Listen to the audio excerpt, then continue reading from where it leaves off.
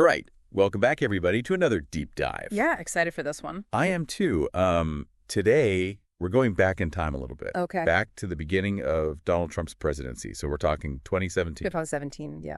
And we're looking at a source that analyzes some of his very early executive orders. Oh, interesting. Yeah, and kind of the thinking behind them and the predictions about how those would affect things like the financial markets and energy. Right. So kind of like the immediate reactions and predictions. Exactly.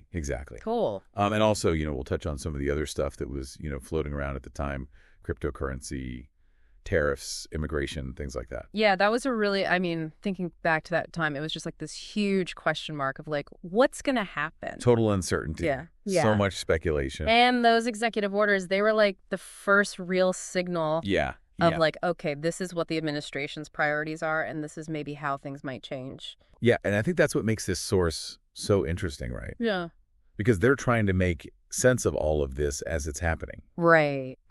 So let's dive in, and I think a good place to start is with energy. Yeah, for sure. Because our source points to energy as potentially a big winner under Trump's early policies. Okay. And they specifically mention this idea of a national energy emergency declaration. Which, for our listeners who, may not be familiar with that, it essentially allows the president to bypass certain legal hurdles to boost domestic energy production. Yeah, basically like cutting through the red tape to say, we need more energy and we need it now. Exactly. And this source, they were really focused on oil and gas, particularly in Alaska. Right. Alaska has huge oil reserves, and there've been a lot of debate about, drilling there. Right. So the thinking was that this could be a real boom for companies like ExxonMobil and Chevron, the big players. Yeah, but the source also mentions smaller regional producers, the ones who might not have the same kind of clout as the big guys. Right. So potentially lifting everyone in that sector. Yeah. And I think it's important to remember that this was all tied into Trump's America First agenda, this idea of making America energy independent.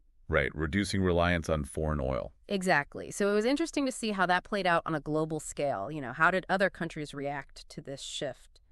Yeah, and it wasn't just about increasing production. Right. The source also talks about deregulation in the energy sector. Ah, yes, that was a big part of the conversation. And they suggest that this could have led to a significant increase in profits for energy companies. Okay, so what are we talking about here? Like, how would that work? Well, the source doesn't get into the nitty-gritty details, but essentially, deregulation means fewer rules and regulations. Okay. So things like environmental regulations, permitting processes, all that stuff could be streamlined or eased. Got it. And the idea is that this would reduce costs for energy companies, which could then translate to higher production and ultimately bigger profits. Makes sense. So less red tape, more money.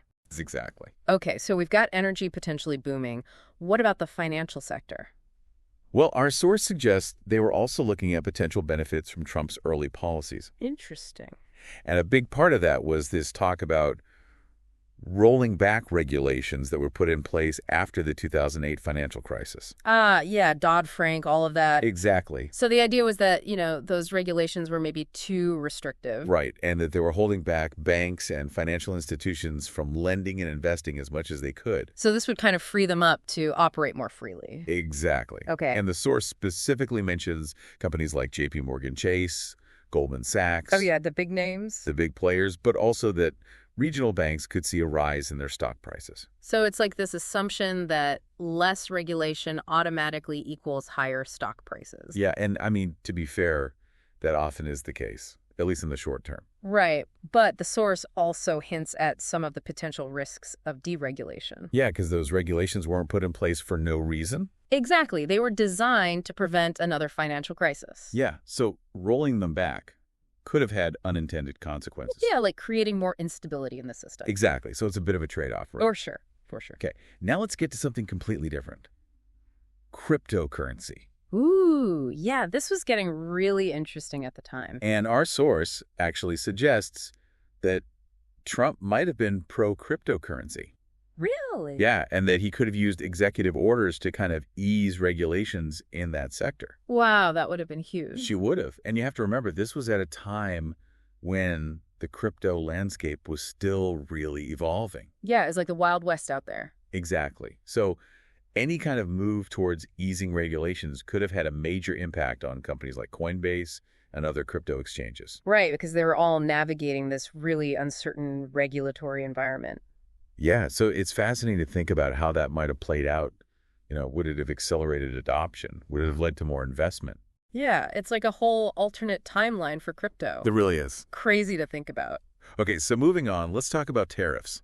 Ah, yes, tariffs, another big question mark at the beginning of the Trump administration. And there were a lot of predictions about sweeping import tariffs, but our source suggests maybe a more cautious approach, at least initially. Okay, so not like a full-on trade war right out of the gate. Not right away, but they do emphasize that, any changes to tariffs could have a big impact on certain industries. Like manufacturing and agriculture, those are the ones that often get hit hard by tariffs. Exactly, and they're also the ones that often push for tariffs, right? Yeah, it's this whole debate about protecting domestic industries versus, free trade. Exactly, and it can be a really tough balance to strike. Yeah, because tariffs can protect jobs in one sector, but they can also raise prices for consumers. And lead to retaliation from other countries. Exactly. So it can be a real slippery slope. It can. Okay, so we've talked about energy, finance, crypto, and tariffs. What's left? How about immigration?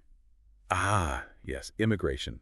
Our source definitely delves into that. And they specifically focus on the potential impact of Trump's immigration policies on the labor market. Right, because certain sectors, like agriculture and construction, rely heavily on immigrant labor. Exactly, and the source highlights kind of the two sides of that debate. Yeah, like on the one hand, you have people saying that stricter immigration policies would lead to labor shortages. Right, because there wouldn't be enough workers to fill those jobs. And on the other hand, you have people saying that it would reduce competition for jobs and maybe benefit American workers. Yeah, so it really depends on your perspective, and there are valid arguments on both sides. Absolutely. And it's a really complex issue with a lot of nuances. For sure. So I think what we see here is that these early executive orders from Trump, they were like a preview of what was to come. Yeah, they definitely signaled some potential shifts in various sectors. And I think it's a reminder that, policy decisions, they can have these ripple effects across the entire economy. Absolutely, and it's always interesting to look back and see how those predictions actually played out. Right, like did the energy sector boom as much as they thought it would? Yeah, and how did the financial sector navigate deregulation? And what about the impact on cryptocurrency? I mean, that's a whole other rabbit hole. Totally, and it makes you wonder, what if things had gone differently? Yeah, it's all very thought-provoking. It is. And I think that's what we try to do here on the deep dive, right? Just kind of get people thinking about these things. Yeah, give them some food for thought. Exactly. So hopefully, even though we only scratched the surface here, this has given you a better understanding of how executive actions can really shape markets and industries. And maybe inspire you to do some of your own digging into these topics. Absolutely, because there's always more to learn. Always. All right. Well, that's it for our deep dive today. Until next time. We'll see you all next time. See ya. Bye.